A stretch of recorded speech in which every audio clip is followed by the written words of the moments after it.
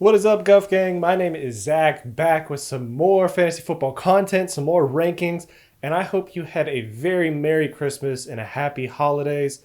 But today, like I said, we are going over some running back rankings and getting into week 17. Congrats, first of all, if you've gotten into the championship and you've made it this far and are in the championship. Usually, if you play in week 17, it's a week 16, week 17 championship combo. So I hope you did very well last week, and let's try and go ahead and seal the deal for this week for you, okay? Before we get into that, though, how about hitting that subscribe button down below if you're new? Also, if you enjoy this content, and if you want to follow along with us in the offseason to get ahead of your leagues and the competition and be ready for next season's drafts, okay? But without further ado, let's go ahead and get into it.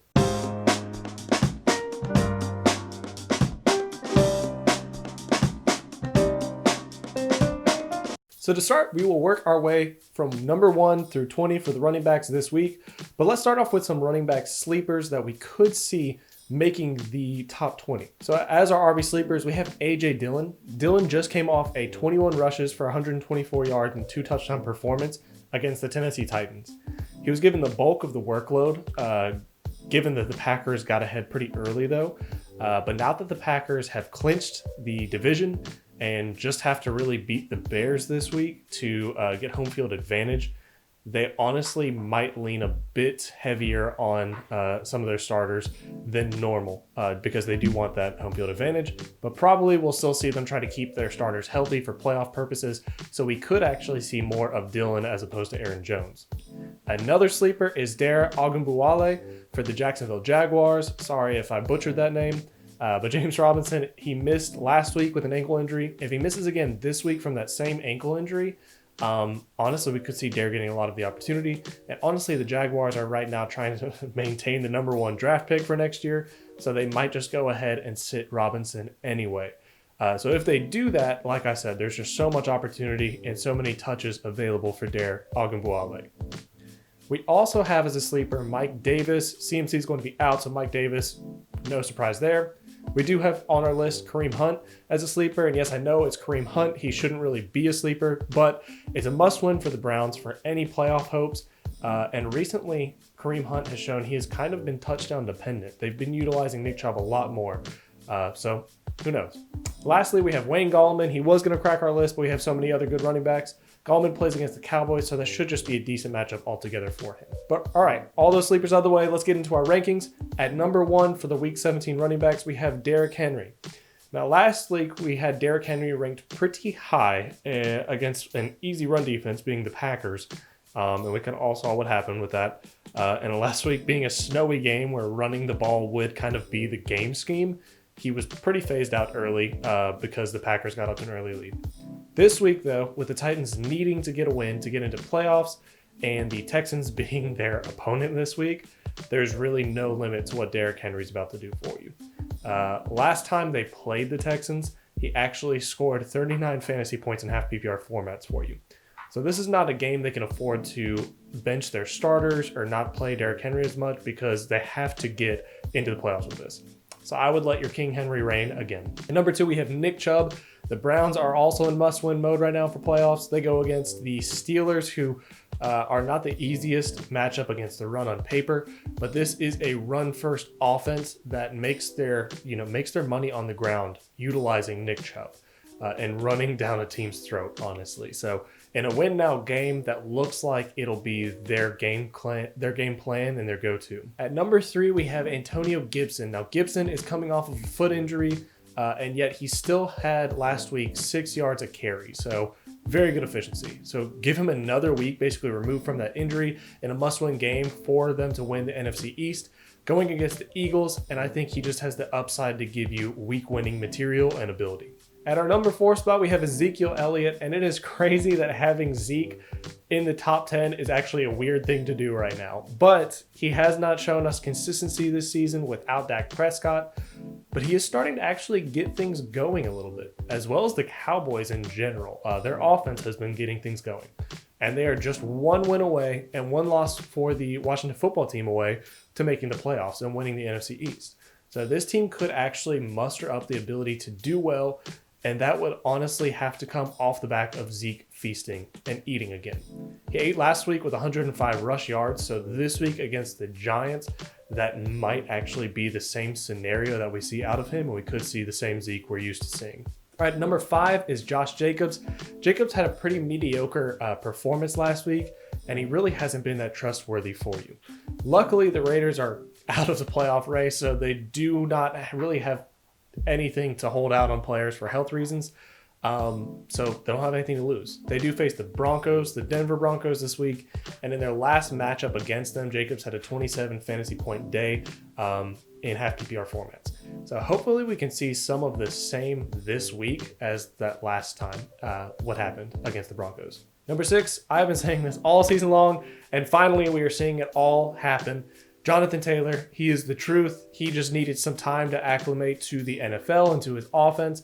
And I said he would do this season, not next season, but this season. And now he seems like he has done it and he is heating up. The Colts need this win against the Jacksonville Jaguars. And there is no better defense or an easier defense against the run for him than this. So I would have very high expectations for Jonathan Taylor, who has just been getting more carries and being more efficient each and every week. Number 7, we have Myles Gaskin. Wow, oh my, did Myles Gaskin have a good game last week. He scored 31 plus fantasy points against the Raiders. This week, it is a bit of a tougher matchup against the Bills, but Gaskin, he's looking like the same Gaskin that we saw before that injury that hurt his production. It doesn't look like the injury is slowing him as much anymore, so I would definitely be hoping to see the same volume in this one, especially the receptions, the 5 receptions he saw last week. We would hope to see that again. Number 8 is David Montgomery. Montgomery went from being to being amazing. He hasn't scored below 20 fantasy points in the last 5 weeks in full PPR formats. He is the number 6 RB on the season now, and a large part of that has been his playoff schedule. Like, he just has a phenomenal, spectacular playoff schedule for fantasy. It isn't harder this week for him either, as he plays the Green Bay Packers, who have one of the worst run defenses in the league. And he actually scored 20 plus points against them in week 12. So fire up David Montgomery, still can trust him. Number 9, we have Alvin Kamara. Now this one we actually need to tread with caution on. The Saints have already secured their division. And although Kamara, he's coming off quite possibly one of the greatest performances he's ever had, a 54-point game last week, he might only get to play a short amount of time this week and this game before being benched to save him for the playoff run. So still though, Kamara gets the touches. If he does get some touches, they're better and more efficient than most other running back touches. So it is hard to rank him any lower than this, just knowing how good he is. Number 10, we have Dalvin Cook. Now Cook is facing the Lions, who have one of the worst run defenses also.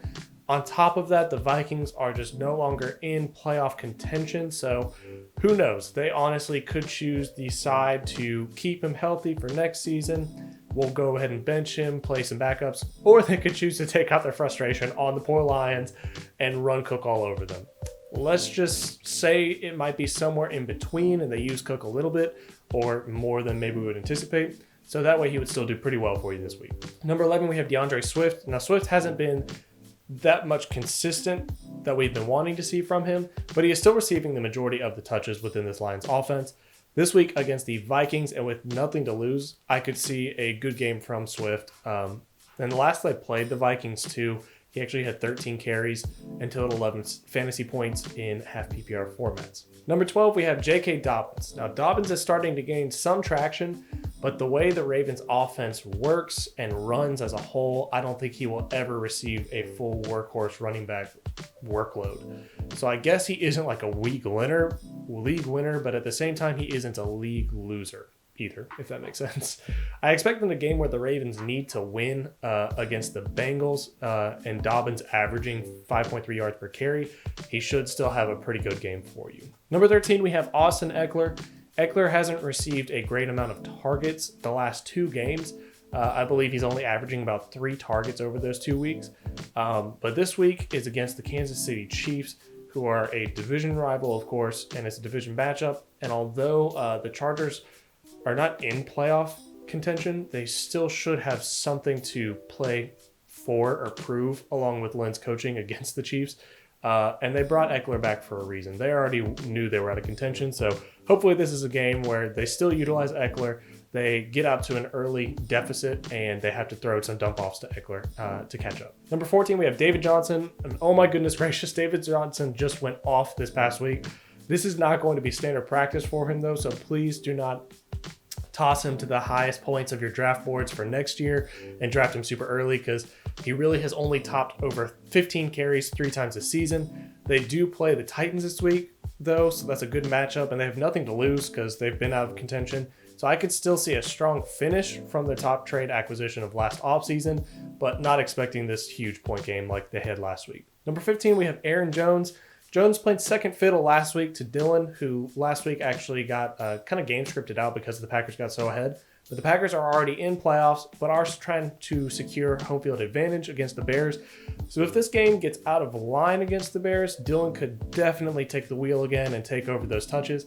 Plus, the Bears actually have the number 8 run defense, so running might not actually be as big of an option this game. So I'd temper expectations on Aaron Jones. Number 16, we have Miles Sanders. Sanders and the Eagles face the Washington football team.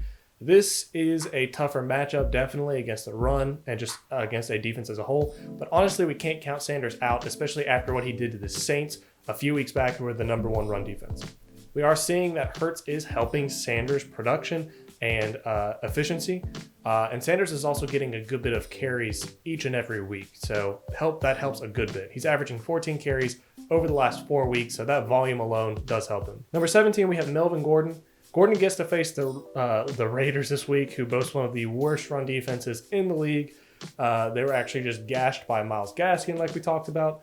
And Gordon has not been that amazing, but he has definitely had the volume and some good efficiency in some times.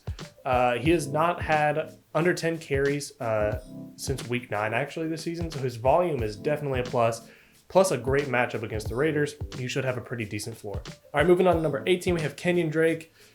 And Drake is Drake. I'm sorry. It's just nothing good here. No one's pumped about him, but the dude has actually scored 6 rushing touchdowns in his last 6 weeks, okay? So he faces against the Los Angeles Rams, who are a pretty tough defense against the run, but we're just banking in volume for him, basically, and hopefully he will get a touchdown. That's all we can really hope for with him. Number 19, we have Chris Carson. The Seahawks are in playoff contention, so we have Carson ranked fairly low here since they might honestly just rest him.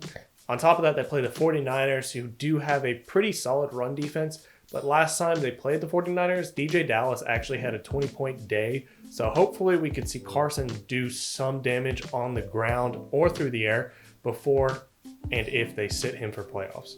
And lastly, number 20 on our list, we have Latavius Murray. So Kamara could sit. Murray could benefit hugely from that, okay? Murray already gets a good amount of volume with Kamara. Getting a full workload. So if the Saints decide to rest Kamara or play him for a little bit and then rest him, this is just a huge opportunity for Murray. So that's going to be amazing for him. I would throw him in your lineups for sure. That's going to do it for our Week 17 running back rankings. Let us know what you think in the comments down below. We would love to know your opinions. Love to know where you stand in your matchups. Also hit that subscribe button down below if you haven't already and you want to see our off-season content to stay ahead of your leagues. Also go follow us on Twitter at GrownUpFF. But good luck in your Week 17 matchups, everyone. Go grow up and get guffed.